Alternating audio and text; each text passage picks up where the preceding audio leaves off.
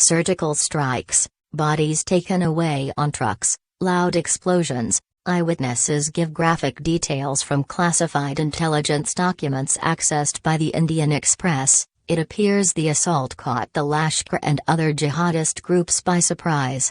Eyewitnesses living across the line of control, LOC, have provided the Indian Express with graphic accounts of last week's Indian Army Special Forces strikes on jihadists' staging posts, describing how bodies of those killed in clashes before dawn on September 29 were loaded onto trucks for secret burials.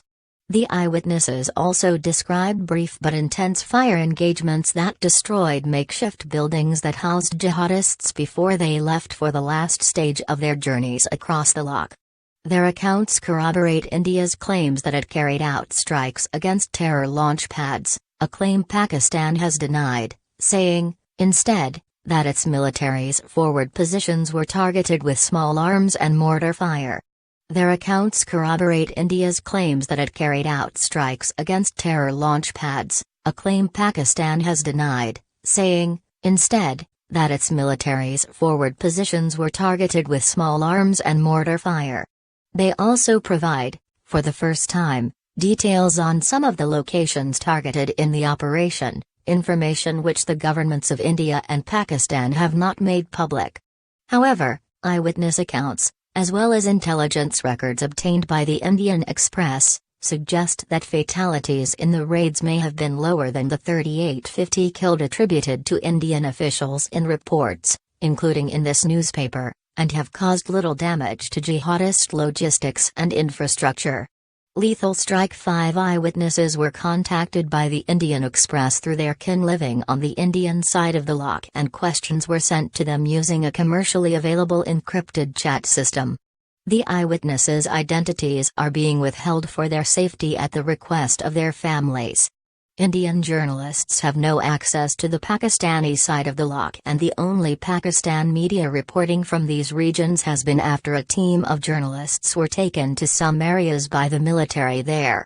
The most detailed account of the fighting came from 2 eyewitnesses who visited Dudnile, a small hamlet some 4 kilometers across the LOC from India's nearest forward post, Gulab, ahead of the town of Kupwara. The eyewitness reported seeing a gutted building across the Al-Hai Bridge from the hamlet's main bazaar, where a military outpost and a compound used by the Lashkar are both sited.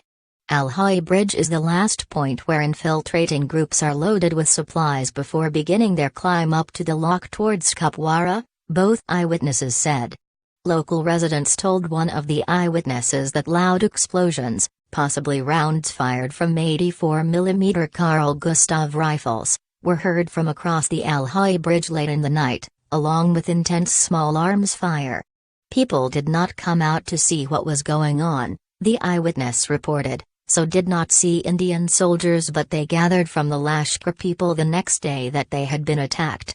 5, perhaps 6, bodies were loaded onto a truck early next morning, and possibly transported to the nearest major Lashkar camp at Chalhana, across the Neelam River from Titwal, on the Indian side of the LOC, the eyewitness said he was told by local residents. The Indian Army has made no official claim on casualties, but Director General of Military Operations Lieutenant General Ranbir Singh said the strikes caused significant casualties to terrorists and those providing support to them. Friday prayers at a Lashkar-affiliated mosque in Chalhana, another eyewitness said, ended with a cleric vowing to avenge the deaths of the men killed the previous day. The Lashkar men gathered there were blaming the Pak army for failing to defend the border, he said in one message, and saying they would soon give India an answer it would never forget. From classified intelligence documents accessed by the Indian Express, it appears the assault caught the Lashkar and other jihadist groups by surprise. Intelligence Bureau records, one released on September 30 for a scheduled interagency meeting in New Delhi, spoke only of one major buildup, saying up to 40 jihadists had massed in Kul, facing India's Michil sector. This unusual number was interpreted to be a preparation for a last-ditch infiltration push before the passes closed in early winter. Terrorists unprepared elsewhere, though, 9 intelligence alerts seen by the Indian Express, and issued in the week prior to the strike, flagged only small groups of 5 to 10 infiltrators biding their time at so-called launch pads, essentially rural homes located close to military facilities, from where jihadists are guided towards India's locked defenses. They were basically sitting around thinking it was business as usual, an official familiar with the intelligence said. Many of them would have died crossing the lock anyway, when they hit our defenses, but this, the strikes, has made them feel unsafe one step back in their journeys. Lipa, a complex of some 25 hamlets located at the bottom of the Kazi Nag stream flowing down from the mountains above Nagam, on the Indian side of the lock, was among the launch pads targeted in the cross-lock raids, one eyewitness said. Though the eyewitness was unable to visit the area, he said he spoken to villagers who had seen a Lashkar-occupied 3-storied wooden building destroyed by Indian troops near the hamlet of Karati Bat. Karati Bat was, until 2003, a major Lashkar base, which was slowly scaled down once the lock ceasefire went into place and the terrorist group's cross-lock operations slowly declined. It remains, though, of key importance to the group, offering multiple lines of access into northern Kashmir through Chowkabul and the Bangas Bowl. The eyewitness said local residents said 3 or 4 Lashkar personnel were thought to have been killed in the raid, while others fled into the adjoining forests after the firing began. Interestingly, the eyewitness said the Jamaat Uddawah's charitable wing, the Fila Insaniyat Foundation, had held a major eye surgery camp in Karati Bat in August, using the opportunity to deliver speeches on alleged atrocities by Indian soldiers in Kashmir. Fire and explosions were also heard, an eyewitness said, from the east bank of the Neelam River in Athmakam, the district headquarters of the region. Next to Pak Army, the fighting, the eyewitness said, appeared to have taken place near military camps along the Kathanar stream that empties into the Neelam River just north of the town.